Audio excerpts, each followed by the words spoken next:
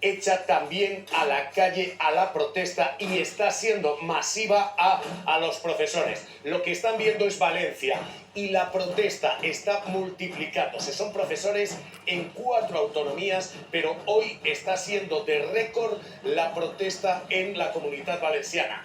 Por la precariedad, por la cantidad, la masificación en las clases y por la precarización de condiciones. Carmesina Frank, situación allí, última hora.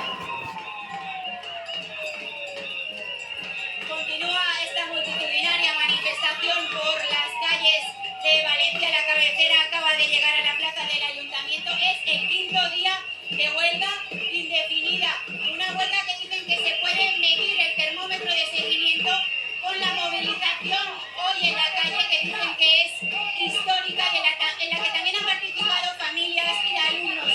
La Consellería rebaja esa expectativa y dice que el seguimiento hoy ha sido de un 35%.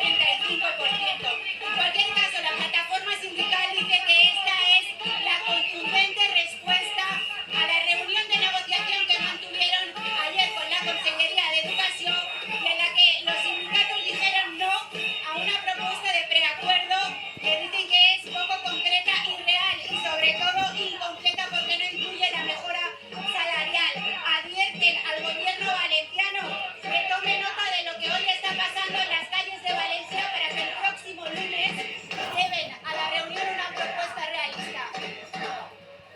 Son decenas de miles los profesores. Gracias, Carmesina. A esta hora la protesta que están viendo es probablemente una de las mayores protestas educativas que se han vivido allí. Pero es que hay 4 comunidades hoy en esta situación. La que ven la imagen en directo ahora mismo, servida esta.